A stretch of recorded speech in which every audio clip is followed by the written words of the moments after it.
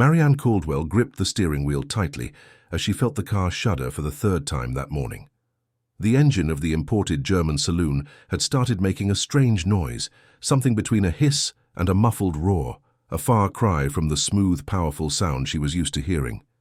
It was 7 a.m. on a Tuesday in London, and she had a crucial meeting with investors at 9 o'clock in Canary Wharf. The traffic light turned green, and Marianne stepped on the accelerator. Nothing.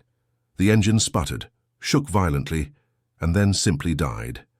There, in the middle of Park Lane, with the chaotic traffic already starting to build up behind her, the car that symbolized her independence and success simply refused to work. Horns blared around her. Marianne felt the heat rise in her face, a mixture of embarrassment and frustration. She turned on the hazard lights with trembling hands and tried to start the engine again. It made a weak, almost pathetic sound, and then fell completely silent. Taking a deep breath, she picked up her phone and called for a tow truck. 3 hours later, her car was at the most reputable workshop in the area, Prestige Motors, known for servicing only imported luxury vehicles. The manager, a middle-aged man in an immaculately white lab coat, analyzed the vehicle with a state-of-the-art scanner while Marianne waited in the VIP lounge, sipping an espresso she couldn't taste. 2 days passed before he called with the preliminary diagnosis. Marianne answered anxiously, hoping for a simple solution. "Miss Caldwell, the problem is serious. The engine has seized. We're going to need more time for a full analysis," he said, his voice professional and distant. "How much time?" Marianne asked, feeling a tightness in her chest. "At least a week, and the full diagnostic fee will be £1,000. Marianne swallowed hard. £1,000 just to find out what was wrong. But she had no choice. Her car was essential to her routine, to her meetings, to her professional image. She had built her business consulting firm from scratch after a difficult divorce that had left her with practically nothing. That car represented every sacrifice, every sleepless night, every client won with sweat and determination. "Go ahead," she replied, trying to sound firm. 1 week turned into 2. Marianne rented a budget hatchback, which wounded her. Pride every time she parked it in front of her clients' offices.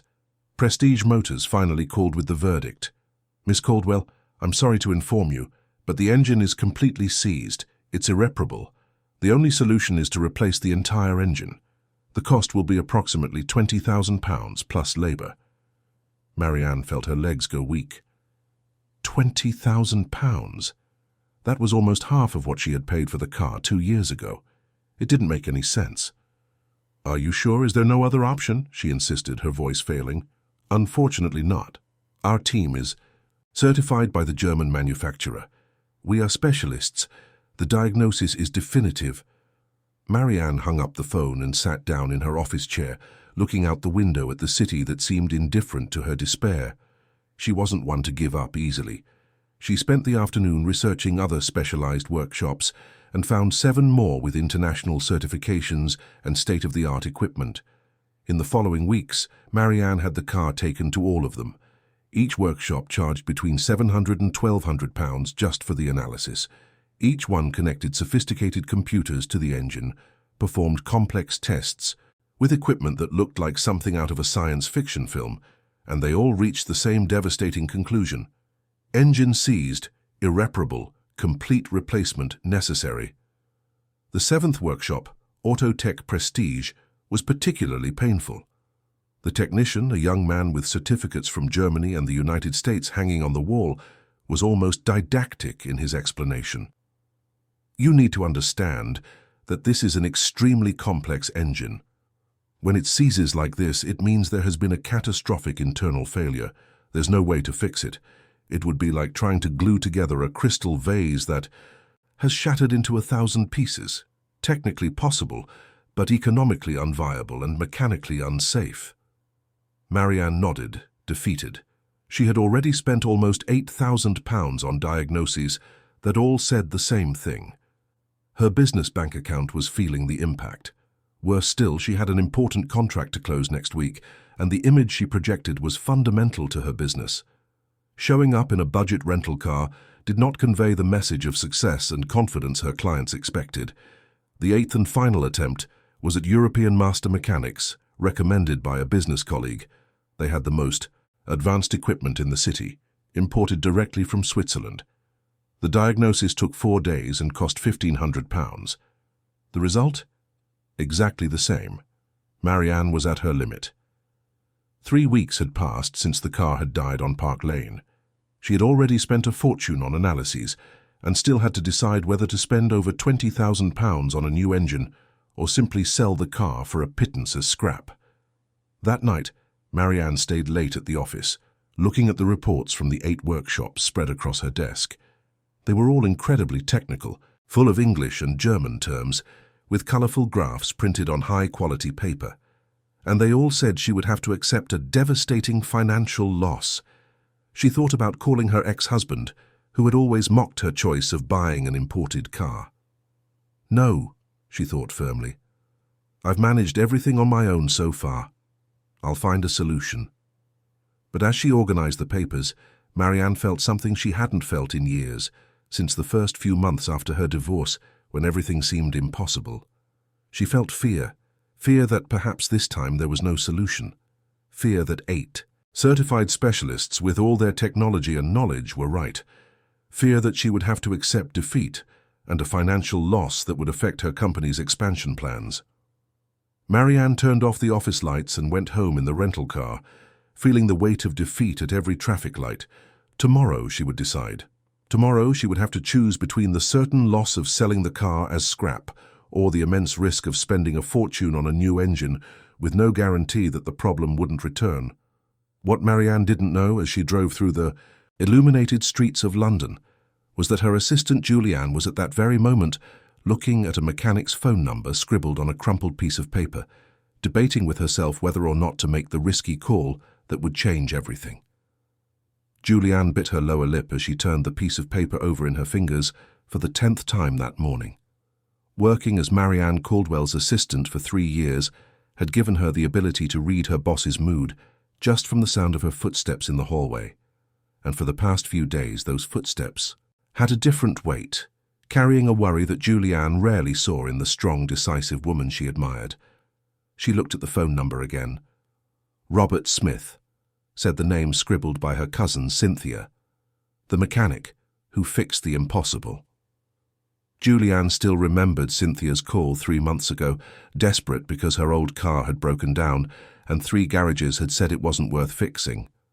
Then someone in the neighbourhood suggested Robert Smith, an older mechanic who had a small workshop in Bermondsey. A week later, Cynthia called again, but this time she was beaming. The car was running perfectly, and the cost had been less than £50.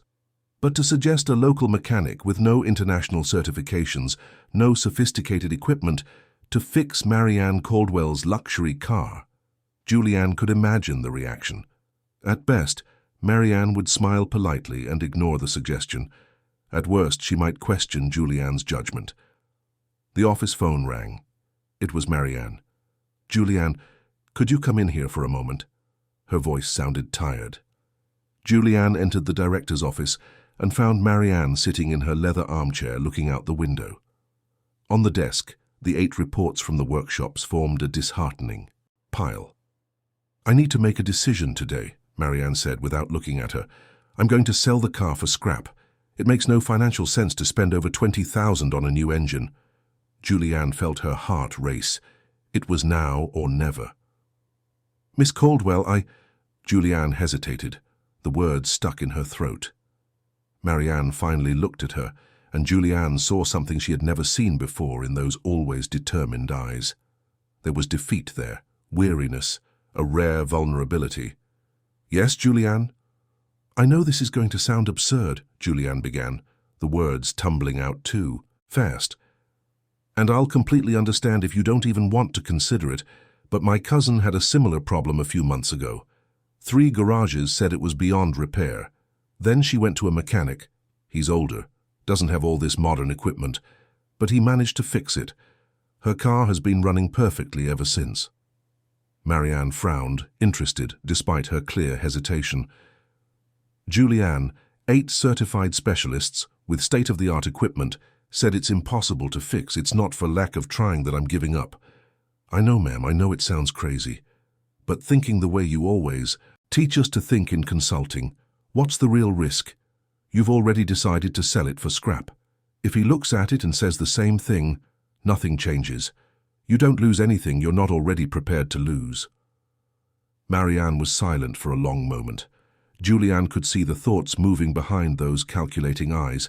It was the same expression Marianne had when analyzing a complicated business case.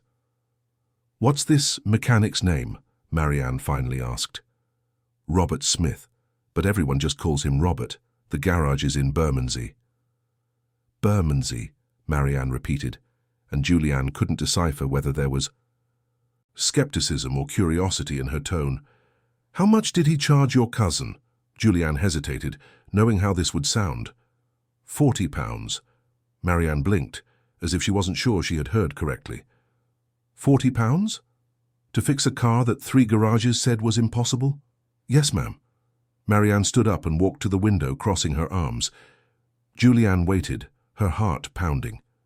She had crossed a line by making that suggestion, but she couldn't stay silent and watch Marianne accept defeat without exploring every single possibility.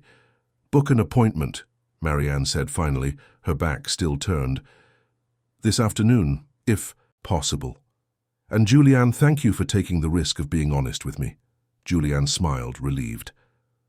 2 hours later, Marianne was in the back of a private car she had hired, watching the landscape change from glass-fronted office buildings to simple houses and local shops. The driver finally pulled up in front of a workshop that made Marianne seriously question her judgment. The facade was modest, painted a blue that was faded by the sun. A simple sign read, "Smith's Garage, General Mechanics," in red letters. But what caught Marianne's eye was the cleanliness. Unlike many local garages she had seen in passing, this one was impeccably organized. The tools were arranged on panels on the walls. The floor, though simple concrete, was swept. There were even a few potted plants at the entrance. Marianne got out of the car and went inside. A man in his 60s with grey hair was leaning over the engine of a budget car. He wore clean blue overalls and worked with precise, calm movements. "Good afternoon," Marianne said, and her voice sounded louder than she intended in the small space. The man straightened up and looked at her. He had kind eyes, crinkled at the corners from smiling, and large grease-stained hands which he wiped on a cloth before extending one to greet her. "Good afternoon, ma'am. Robert Smith. At your service. You must be Miss Caldwell. Julianne called me earlier." Marianne shook his hand, noting the firm but respectful grip. "Yes, that's me. Julianne told me about the work you did on her cousin's car." "Cynthia," Robert smiled. "Lovely girl. Her car had an electrical problem the lads at the other garages couldn't find. Sometimes the computers don't see what the eyes can." Marianne felt a flicker of hope, small, but present. "Mr. Smith, I'll be direct. My car has been to 8 specialized workshops in the last 3 weeks, all with state-of-the-art equipment, all internationally certified. They all said the engine is seized, and the only solution is to replace it completely, which would cost over £20,000. Robert nodded slowly, not seeming intimidated by the information. "And you'd like me to take a look?" "Yes, but I need to be honest, sir. I'm here because I have nothing left to lose. I've already decided to sell the car for scrap. If you confirm what the others have said, at least I'll know I've explored every option." Robert walked over to a small table where there was a thermos flask and some plastic cups. He poured some coffee and offered one to Marianne, who accepted more out of politeness than desire. "Miss Caldwell," he began, his voice calm and measured, "I've been working with engines for 40 years. I learned from my father, who learned from his father. I've never been to a fancy school with a nice certificate on the wall, but I've learned one thing over all these years. Every engine has its own personality, its own story. The computers, they're good for finding standard problems, the ones the engineers have already programmed in. But when the problem is different, when it's something nobody expected, sometimes you have to sit down, take it apart slowly, and listen to what the engine is trying to tell you." Marianne took a sip of the coffee, which was surprisingly good, and studied the man's face. There was something about him that intrigued her. It wasn't arrogance, like she saw in so many of the certified specialists. It was a quiet confidence born from decades of experience. "How much do you charge to take a look?" she asked. "To look? Nothing. I only charge if I fix it. And if I fix it, you pay what you think is fair for the work, plus the cost of the parts, of course." Marianne blinked, surprised. "You don't charge for a diagnosis?" Robert smiled. "Miss Caldwell, I'm not like those big garages. My name is my advertisement. If I look at your car and can't do anything, it doesn't make sense for me to charge you. Now, if I can fix it, then yes. Then I deserve to be paid for the service."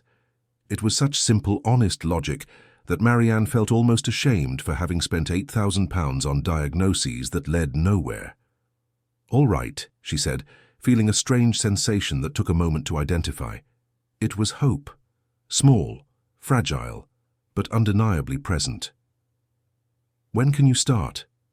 Robert looked at the clock on the wall. "Can you have the car towed here tomorrow morning? And I'll need 3 days." 3 days? Marianne felt the hope waver. The other workshops had taken less time for their diagnoses.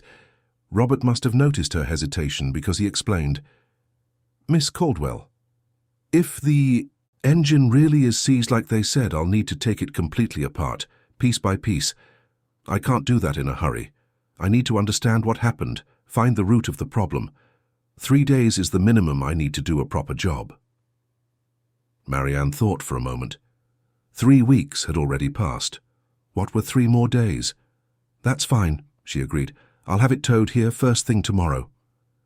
She left her business card with her contact numbers and walked out of the workshop with a strange feeling. Part of her thought she was being ridiculous, betting on a desperate last resort. But another part, the part that had built a company from scratch against all odds, whispered that sometimes the most unlikely solutions were the ones that worked. The next morning, Marianne was in her office when she received confirmation that the car had been delivered to Robert's workshop. She tried to focus on work, but found herself compulsively checking her phone, waiting for a call she didn't know if she wanted or dreaded. The first day passed in silence. Marianne managed to distract herself with meetings and reports, but every time the phone rang, her heart skipped a beat. On the second day, the anxiety grew.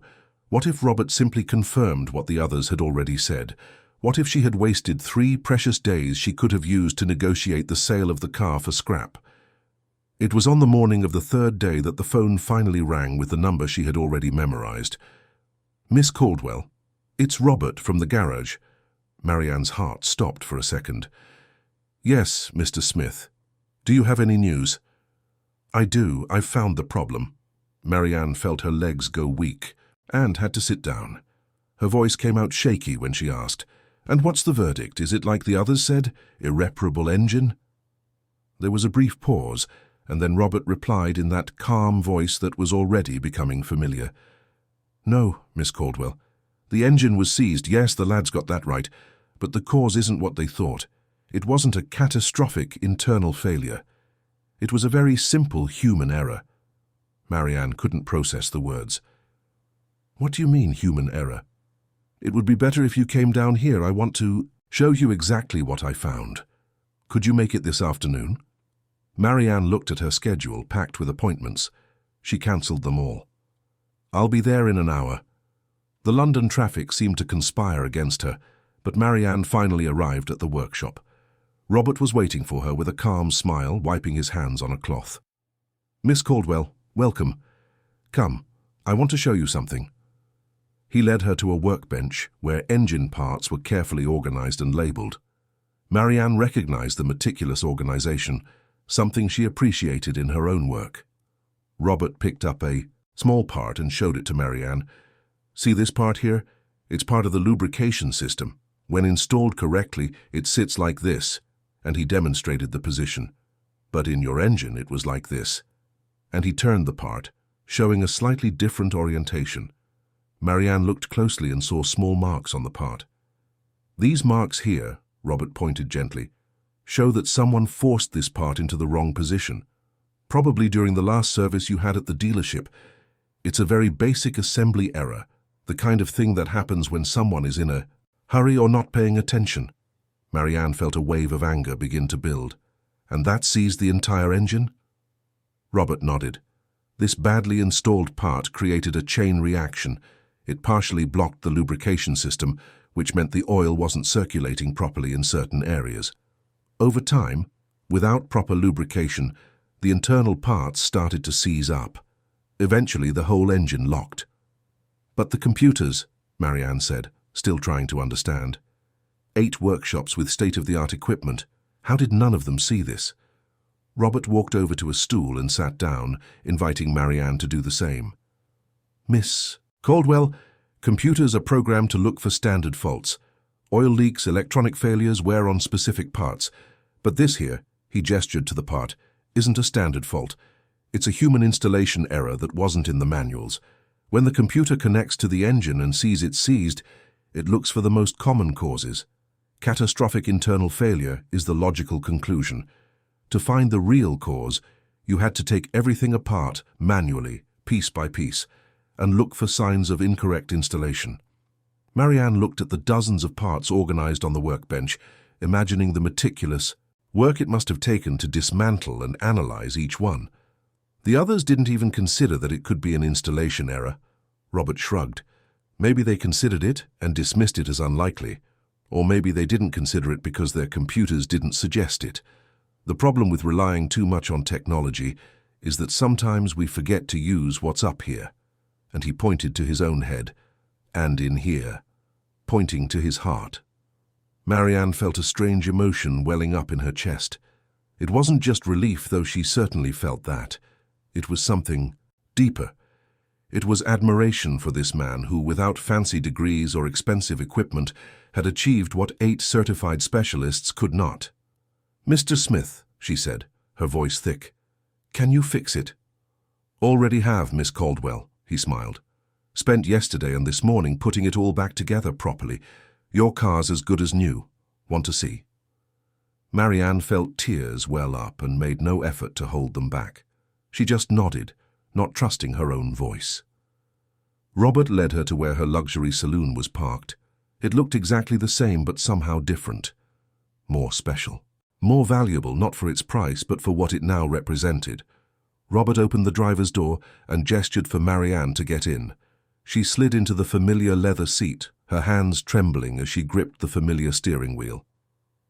Go on, start her up, Robert said gently. Marianne turned the key, and the engine purred to life. Not the pathetic sputtering sound from 3 weeks ago, but the smooth, powerful hum she loved. The engine ran perfectly, as if there had never been a problem at all. Marianne turned off the engine and got out of the car.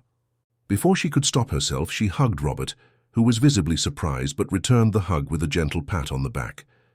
Thank you, Marianne said, pulling away and wiping her tears, not caring to hide them.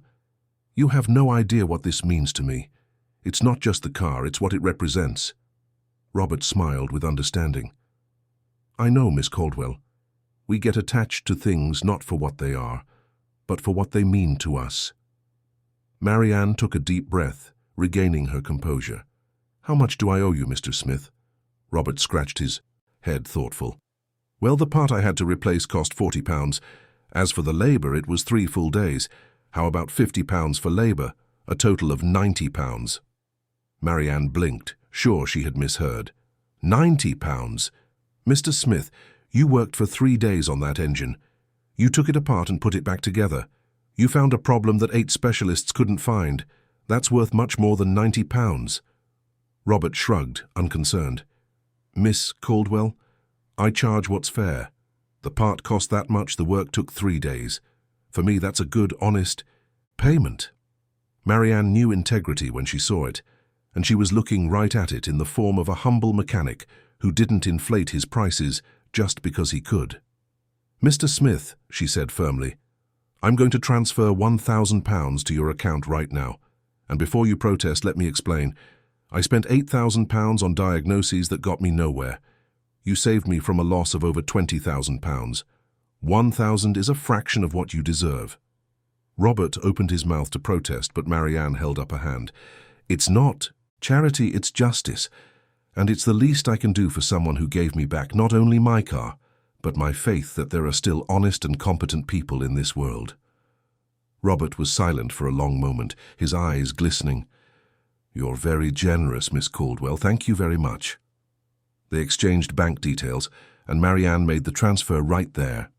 Before leaving, she turned to Robert one more time. "Mr. Smith, I work in business consulting. I help companies grow and develop.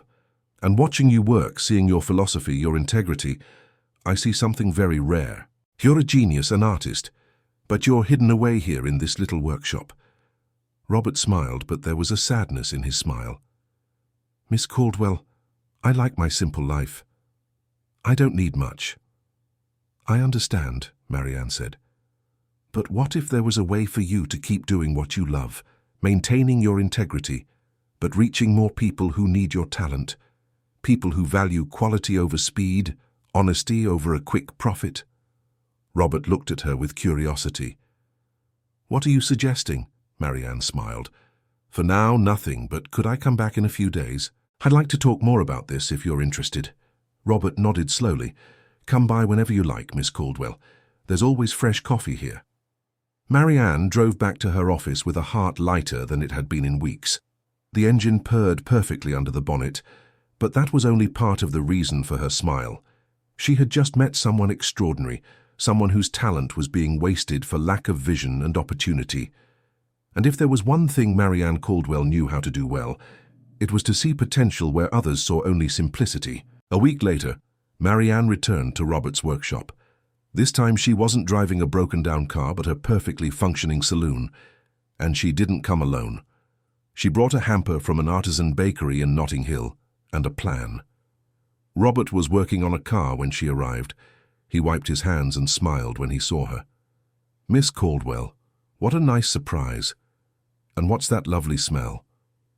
Marianne placed the hamper on the small table where they had had coffee on her first visit. "A proper thank you was in order. I brought breads, cakes, homemade jams. I hope you like it." Robert opened the hamper and his eyes lit up. "My goodness, this is too much. You shouldn't have." "I should have. And besides, I wanted to talk to you about a proposal. Do you have a few minutes?" They sat down, each with a cup of coffee and a slice of lemon drizzle cake that Robert praised effusively. "Mr. Smith," Marianne began, "I've been thinking a lot about our meeting, about how 8 specialists failed and you succeeded, and I've come to a conclusion as to why." Robert took a sip of coffee, attentive. "The specialists follow protocols. They're trained to perform standardized diagnostics, to use specific equipment in specific ways. There's nothing wrong with that. It's efficient for most cases. But when something outside the norm comes up, they don't know how to proceed because they never learn to think outside the box." "And I think outside the box," Robert asked with a modest smile. "You treat each engine as an individual. You have patience, the willingness to take everything apart and understand the story of that specific engine. That is rare, Mr. Smith, and extremely valuable." Robert scratched his head, visibly uncomfortable with the praise. "I just do my job the way I learned." "Exactly. And that's what makes you special. Look, I know a lot of people in the business world, entrepreneurs, executives, successful professionals, and they all have expensive cars that sometimes have complex problems that the dealerships don't always solve well." "What are you getting at, Miss Caldwell?" Robert asked, curious but cautious. "I would like your permission to recommend your services to a few select clients. Not many. Just those who I know would value your approach and have the patience to wait for your quality work. People who understand that sometimes slower is better." Robert was silent, processing the proposal. "Miss Caldwell, I appreciate the trust, but I don't know if I'm prepared to work on very sophisticated cars." "Mr. Smith," Marianne said gently, "you fixed my state-of-the-art German saloon, an engine that specialists certified by the manufacturer said was irreparable. If that's not proof that you're prepared, I don't know what is." Robert sighed, and Marianne saw the internal struggle in his eyes. "I'm afraid of disappointing them, of not being up to the task." Marianne leaned forward, her eyes fixed on his. "Are you afraid of failing, or are you afraid of succeeding?" The question caught Robert by surprise. He was silent for a long moment before answering. "Maybe both. I like my simple life. My local customers have known me for years. They trust me. What if I start working with rich people and everything changes? Marianne understood. It was the fear of the unknown, the fear of losing the essence of who he was. Mr. Smith, I promise you one thing. I will only refer people who respect your work and your terms. If at any point you feel you're losing what makes your work special, we'll stop. Agreed? Robert thought for another moment, then nodded slowly. All right, you can send them, but just 1 or 2 to start. Marianne smiled. Perfect. In fact, I already have the first one, my business partner, Theo Morgan. His car, an imported SUV, has an intermittent problem that the dealership can't solve. He's taken it there 3 times, and it always comes back with the same issue. 2 weeks later, Theo Morgan walked into Robert's workshop with a skeptical expression that Marianne knew well. She introduced them and watched as Robert listened to Theo describe the problem. Sometimes the car just won't start. It's not the battery, they've already replaced it. It's not the electrical system, they've already tested it. But every now and then, without warning, it just won't turn over. Then I wait 10 minutes, try again, and it works perfectly. Robert asked a few questions, took notes in a worn-out little notebook, and then asked for 3 days. Theo looked at Marianne doubtfully, but she just nodded in encouragement. 2 days later, Robert called. He had found the problem, a faulty temperature sensor that only failed under very specific conditions, which was why the dealership's tests never caught it. He replaced the sensor, tested the car under different conditions for a full day, and guaranteed the problem was solved. The cost? £120. Theo was so impressed that he told 3 other business owners who contacted Marianne asking for the workshop's number. Within a month, Robert had a waiting list for the first time in his life. That's when he called Marianne, and there was anxiety in his voice. Miss Caldwell, can you come here? I need to talk. Marianne arrived at lunchtime and found Robert visibly stressed, something she had never seen before. What's happened, Mr. Smith? He pointed to a list of names in a notebook. There are 12 people waiting. 12, Miss Caldwell. I've never had more than 2 or 3 waiting at the same time, and they're all expensive, imported cars. I'm afraid I won't be able to cope, that I'll start doing a bad job because I'm in a rush. Marianne sat down and took the notebook, analyzing the list. Mr. Smith, remember when we talked about growth? This is the moment, but it has to be controlled growth.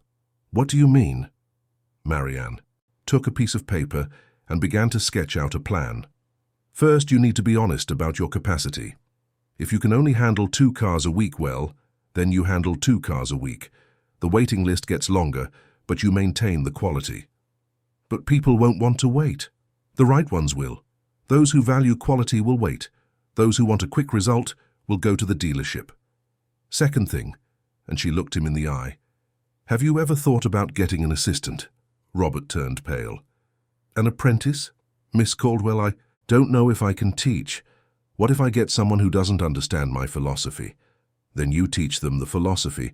Get someone young, without bad habits from other workshops, and mold them the right way. Not to take over your work, but to help.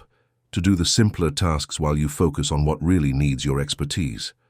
Robert rubbed his face with his hands. I don't know, Miss Caldwell. This is all growing too fast. Marianne placed her hand on his. Mr. Smith, what do you want? Truly? He thought for a long moment before answering, his voice low. I want to keep doing what I love the way I love it, but I also want to help more people. I just don't want to lose who I am in the process. Then you won't. We'll grow slowly, carefully. I'll help you find the right person to be your apprentice, someone you can train from scratch your way. And we'll set clear limits. How many cars a month can you handle while maintaining your quality? Robert thought. About 8, maybe 10 if they're simpler cases. Then that's it. 10 cars a month. Anyone who wants Robert Smith's work will have to wait, and it will be worth it. And when the apprentice is ready in a year or 2, maybe we can increase it a little more, but always at your pace, always maintaining what makes your work special.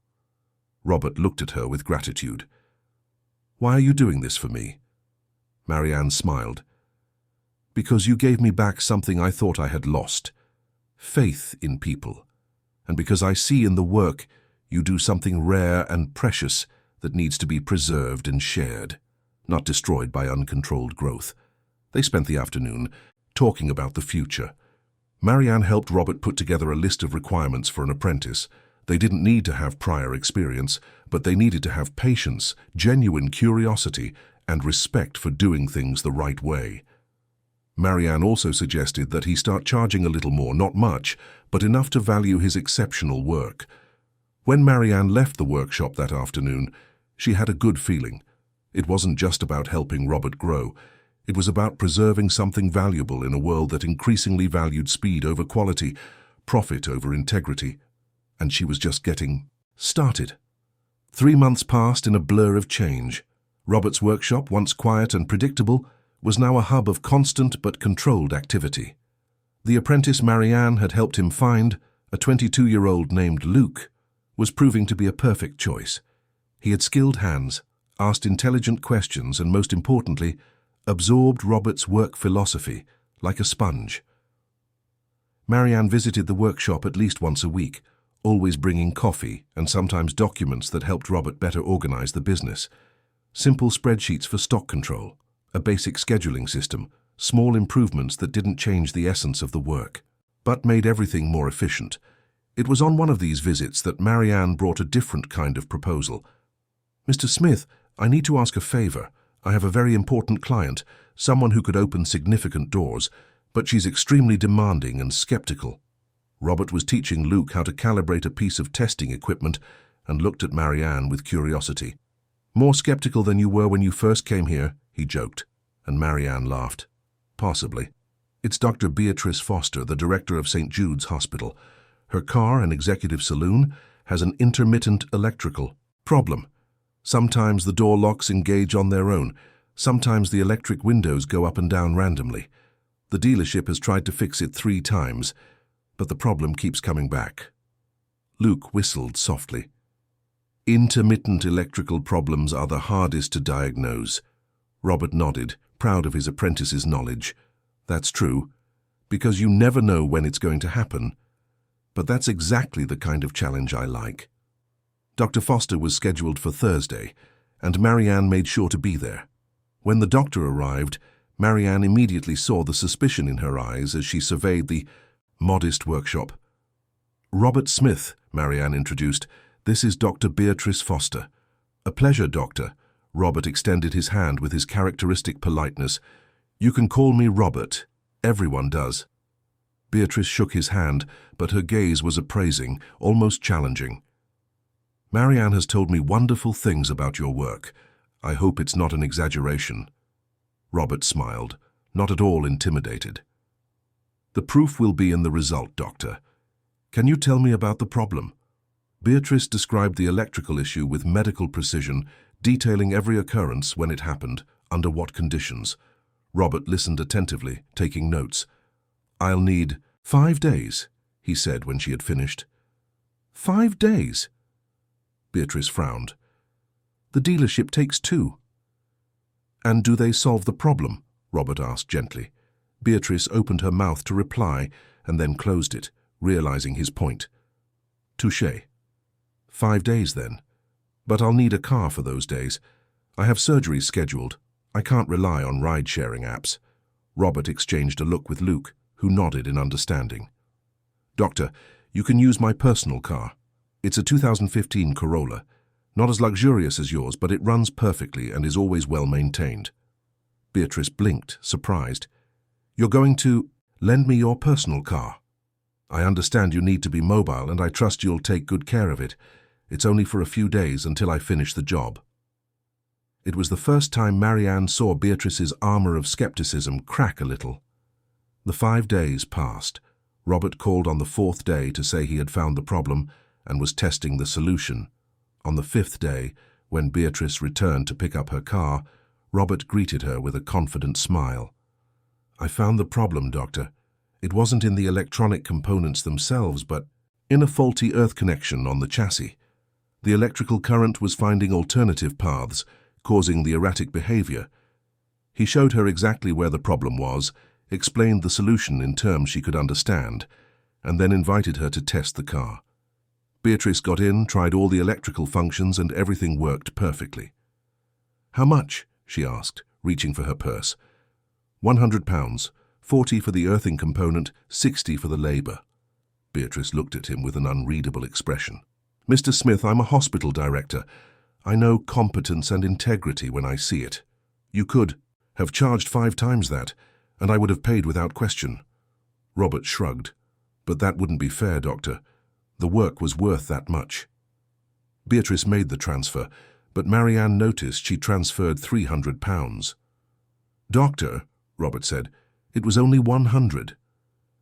The other 200 is for the integrity of lending me your personal car, and I won't take no for an answer. It was Robert's turn to be speechless. In the following weeks, Beatrice became one of Robert's biggest advocates. She told fellow doctors, hospital administrators, and business friends. Each recommendation came with the same story of exceptional competence and integrity. That was how 2 months later, Robert received a call that left him completely bewildered. It was from the Commissioner of Transport for the City of London Corporation. Marianne, he called her in a panic. They want me to provide a quote for the maintenance of the entire fleet of corporation vehicles, all the administrative cars. There are over 100 of them. Marianne could hear the panic in his voice. Breathe, Robert. This is an incredible opportunity. Marianne, I don't have the infrastructure for this. I don't have the space. I don't have the people. I don't have experience with government contracts. I'm going to let everyone down. Marianne looked at her watch. It was 3 in the afternoon. I'm on my way. Don't make any decisions until I get there. When Marianne arrived, she found Robert pacing back and forth, while Luke tried to calm him down with little success. Let's talk this through calmly, Marianne said, sitting at the now familiar little table. First, do you want this contract? Robert stopped pacing and thought. I don't know, it's too big, too much responsibility. I didn't ask if you think you can handle it. I asked if you want it. Robert sat down, pensive. If I could do it right, it would be a chance to improve the maintenance of public vehicles. Well-maintained cars last longer, save public money, are safer. So yes, I wish I could do this. Then let's figure out how, Marianne said firmly. Let's start with the obvious. You're not going to do it alone. What do you mean? Marianne took a sheet of paper and began to draw an organizational chart. You're going to need a team. It can't just be you and Luke. You'll need at least 4 more experienced mechanics, 2 assistants, and someone to handle the administrative side. Robert turned pale. Marianne, I don't know how to hire people. I don't know how to manage a large team. You don't need to know today. You'll learn. And I'll help. But first, let's prepare the quote. Show me the request from the corporation. They spent the next 3 hours working together. Marianne helped Robert calculate realistic costs, understand the tender requirements, and structure a service plan that would maintain his quality standards even on a larger scale. Your differentiator, Marianne explained, isn't being the cheapest. It's being the most reliable. You need to make it clear in the quote that your approach prevents problems, not just fixes them. That saves money in the long run. They worked late. Luke went to get takeout from a nearby restaurant, and they ate while refining the document. When they finished, it was past 10 at night. Robert looked at the final document with a mixture of pride and fear. This looks too good. They'll never accept a quote from a local mechanic. Marianne smiled. It's not a quote from a local mechanic. It's a professional proposal from someone with a proven reputation and a clear differentiator. Now go home and rest. Tomorrow we'll review it with a fresh mind and send it off. The next day, after a few more adjustments, the proposal was sent. Robert spent the next few days in a state of anxiety Marianne had never seen in him. He called her with every doubt, every worry. What if they accept and I can't deliver? What if I hire the wrong people? What if I lose what makes my work special? Marianne was patient with every call, calming every fear. A week later, the response came. The corporation wanted to schedule a face-to-face meeting to discuss the proposal. Robert nearly fainted. They want to meet me. Marianne, I don't know how to talk to important government people. Marianne laughed. Robert, You've already talked to entrepreneurs, doctors, executives. Civil servants are normal people. Be yourself. Be honest about your philosophy. That's what they need to hear." At the meeting, Marianne accompanied Robert. He was nervous, but when he started talking about his approach to preventive maintenance, about the importance of treating each vehicle individually, about how quality maintenance saves money in the long run, his passion shone through. The corporation officials were impressed. They asked technical questions that Robert answered with confidence. At the end, the Commissioner of Transport shook his hand firmly. "Mr. Smith, we rarely see this level of commitment to quality. We will review this internally and get back to you in 2 weeks." When they left the meeting, Robert was shaking with adrenaline. "I can't believe I did that. I actually did that." Marianne smiled, proud. "Yes, you did. And very well. Now, regardless of the outcome, you've proven to yourself that you're capable of much more than you imagined." The corporation approved the contract. When the news came, Robert called Marianne, his voice thick with emotion. It wasn't just joy. It was a complex mix of feelings he could barely process. Marianne heard the muffled sound of contained sobs over the phone, and her own heart ached. This humble man who had never asked for recognition was finally being valued in the way he deserved. Over the next 6 months, the workshop was transformed. Robert, with Marianne's constant guidance, hired 4 experienced mechanics, all carefully selected not only for their technical competence, but for their willingness to learn a new work. Philosophy. Marianne personally conducted the interviews, applying the same principles she used to hire employees at her own firm. Each candidate went through a practical test where Robert evaluated not speed, but attention to detail, patience, and the ability to admit when they didn't know something. Luke, the original apprentice, was promoted to team supervisor, a title that left him simultaneously proud and terrified. Marianne worked with him for weeks, teaching him leadership skills, how to delegate without losing quality control, how to motivate without applying pressure. She saw in Luke a bit of herself years ago when she was building her company and had to learn everything from scratch. The workshop now occupied the adjacent space as well, which Robert had managed to rent.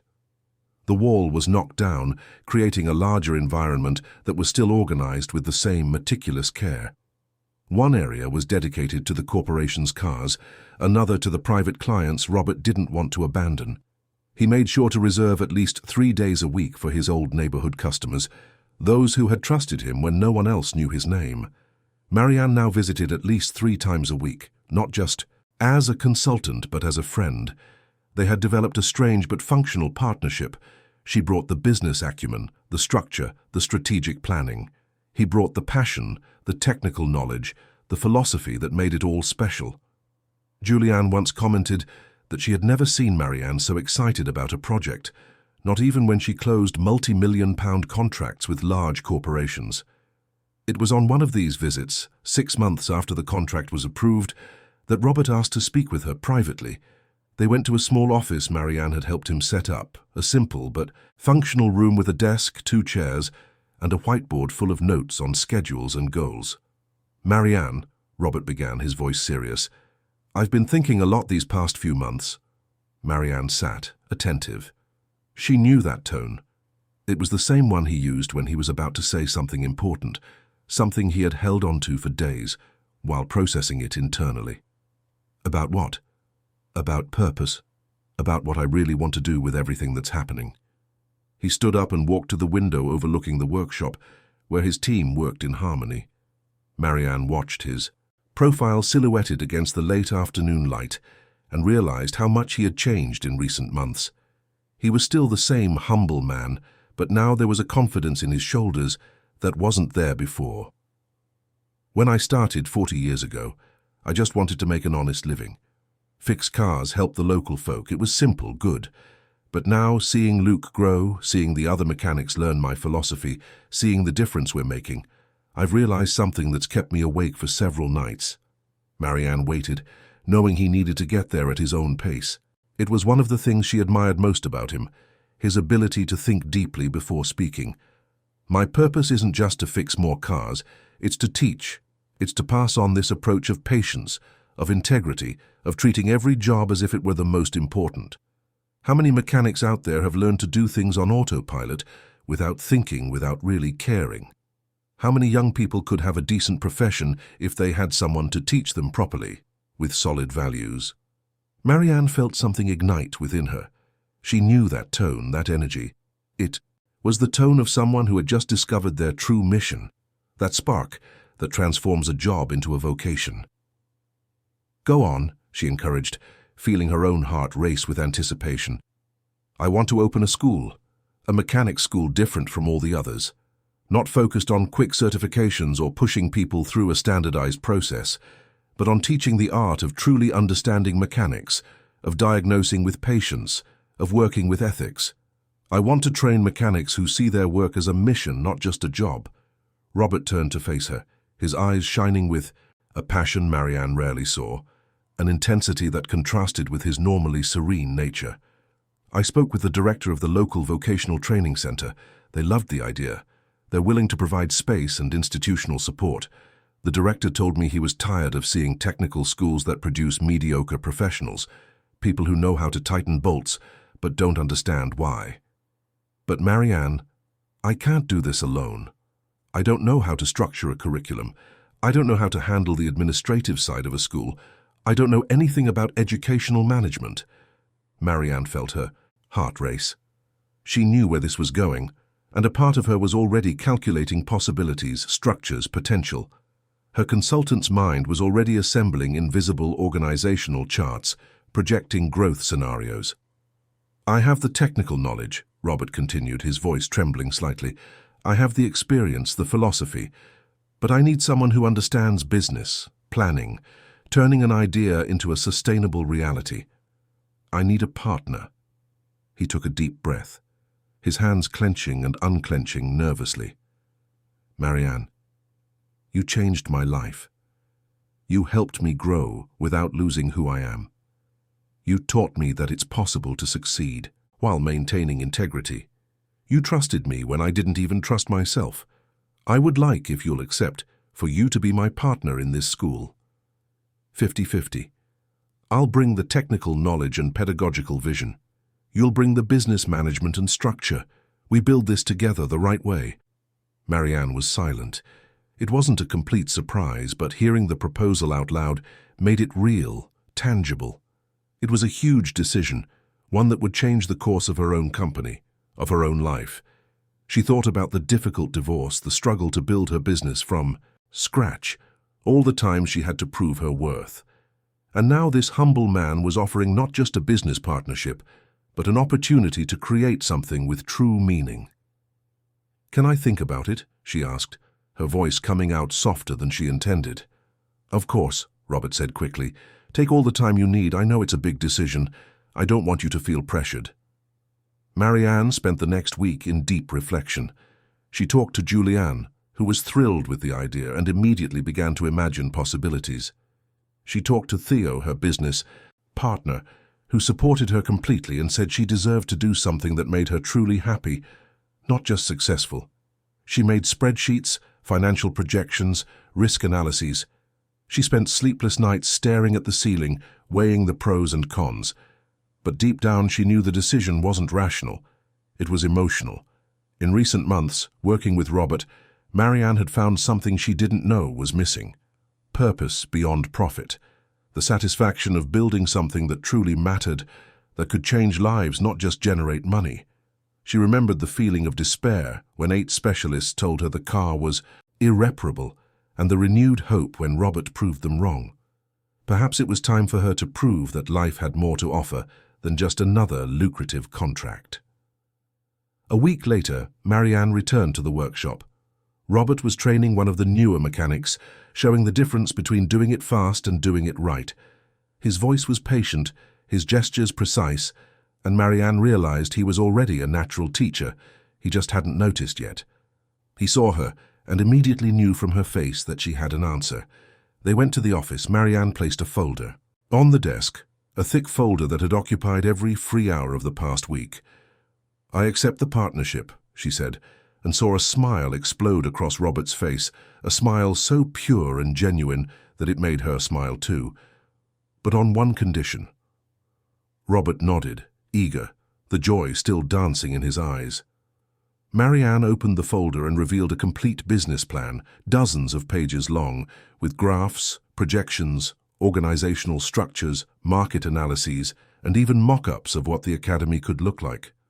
We're not just going to create a local school, we're going to create the National Academy of Ethical Mechanics, a center of excellence that not only teaches but researches best practices, offers consulting to workshops that want to improve, and develops its own certifications based on quality and ethics, not just speed. We're going to create a movement, Robert, not just a school, but a quiet revolution in how people see and practice this profession. Robert took the document, his eyes scanning the pages with growing astonishment. Each page revealed a level of detail that left him simultaneously impressed and slightly intimidated. Marianne continued, her voice gaining the intensity she used when presenting projects to investors, but this time there was something more, a personal passion she rarely let show in corporate meetings. We start small, with a pilot unit here in London, in the neighborhood. We keep our roots, honor where we came from. We test the model, refine the curriculum.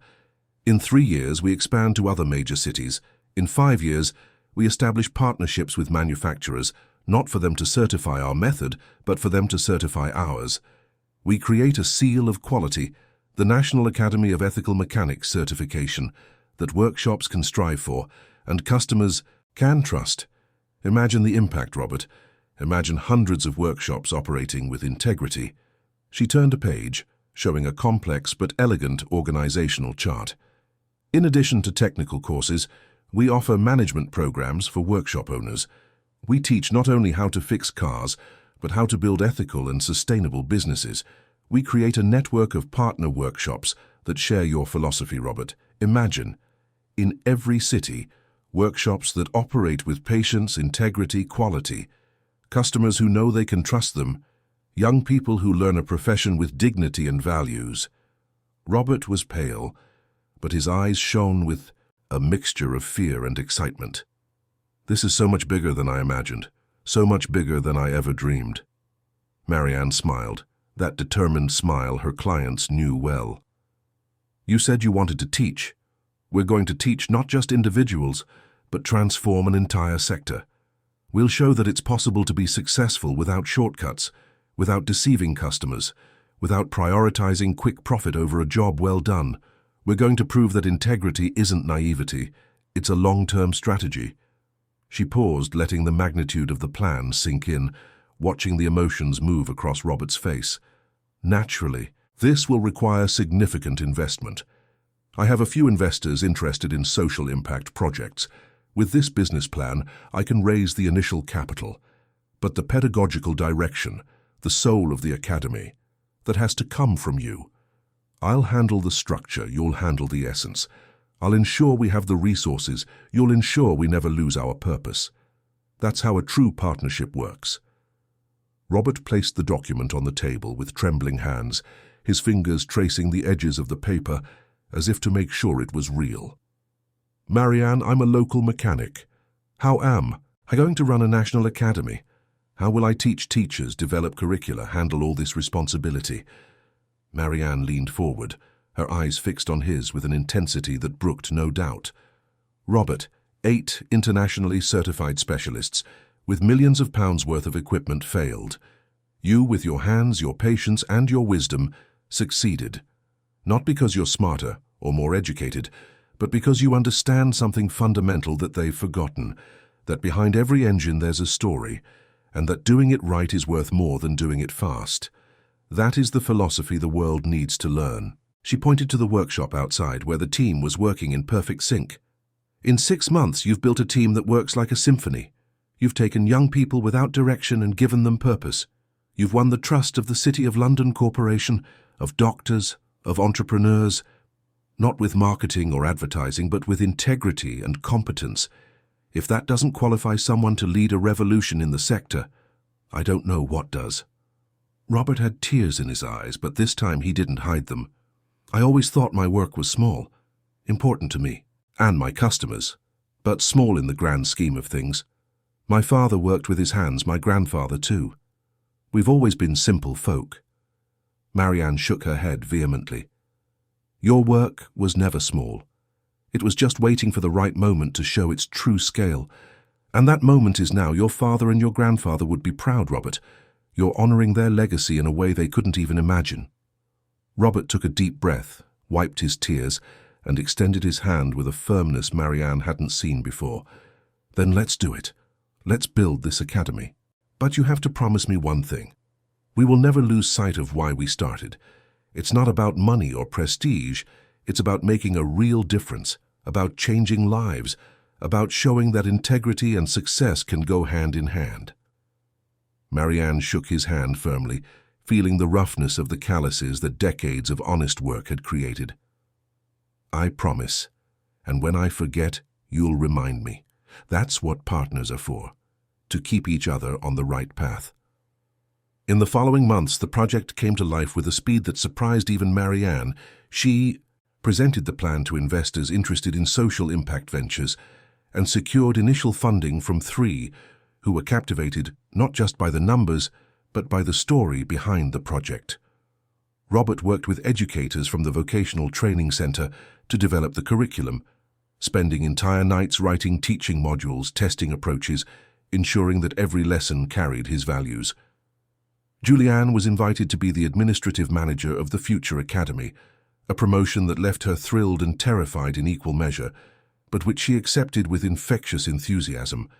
The space was chosen after weeks of searching, a renovated warehouse in the same neighborhood where the original workshop was located. It had to be there, Robert insisted with rare stubbornness. It had to keep its roots, had to show the local youth that they too could dream big without leaving where they came from. 9 months after that morning, when Marianne's car broke down on Park Lane, they stood at the inauguration of the National Academy of Ethical Mechanics. The transformed warehouse gleamed with new paint, modern equipment, alongside traditional hand tools, a perfect balance of progress and tradition. There were journalists taking photos, education officials giving speeches, curious representatives, from car manufacturers observing with genuine interest, but also, and more importantly to Robert, young people from the neighborhood interested in learning a profession with dignity, their eyes shining with hope and possibility. Marianne looked around at this space full of potential, and then at the man beside her. Robert, who months ago was just a humble mechanic in a modest workshop, was now about to lead a transformation, wearing new overalls, but with the same calloused hands and the same kind smile. Who would have thought, Robert murmured, watching the first students chat excitedly, that a broken-down car would lead to all this, that one bad morning on Park Lane would change so many lives. Marianne smiled, feeling a deep satisfaction that had nothing to do with money or prestige. It wasn't the broken-down car. It was your refusal to accept the impossible. It was your courage to do things differently when everyone else did the same. It was your integrity when it would have been easier to just charge a fortune and be done with it. And it was your humility to accept help and grow without losing your essence. She looked up at the new shiny sign. Above the entrance, the National Academy of Ethical Mechanics, Smith and Caldwell. They had agreed to join their surnames, a symbol of a partnership that was much more than business. It was friendship. It was shared purpose. It was mutual faith in a better future. Do you know what I've learned from all this, Robert? Marianne said, her voice filled with emotion. I've learned that sometimes we have to break down to discover who we really are. My car broke down and led me to you. The broken system of the industry led us to create something new, and maybe it's precisely in those moments when things seem impossible that the best possibilities are born. The impossible is just an invitation to think differently. Robert smiled, that gentle, wise smile Marianne had learned to admire, a smile that carried decades of experience and an unshakable kindness. My father always used to say, there's no such thing as an irreparable engine, only a mechanic who gave up too soon. I think that applies to a lot more than engines. It applies to dreams, to people, to all of life. Marianne nodded, feeling tears of gratitude in her eyes. She thought about everything that had happened, how a moment of despair had transformed into purpose, how one desperate last attempt had changed 2 lives and would now change hundreds, perhaps thousands. They walked into the academy together, ready to begin a new chapter, not just of their lives, but of a movement they hoped would transform an entire profession. The first students followed them in, their voices echoing in the wide, possibility-filled space. Robert began to speak, explaining the academy's philosophy, and Marianne saw in the young faces the same expression she had seen in the mirror months ago, when her car finally came back to life. Renewed hope. All because months ago a desperate businesswoman decided to take one last chance against all logic, and a humble mechanic decided to see with his own eyes instead of blindly trusting what computers told him. Two people whose paths should never have crossed, united by a seized engine and separated by different worlds, now building something together that neither could have built alone. The doors opened, the first students entered, and the future, impossible just months before, began to become a palpable, living reality, full of promise.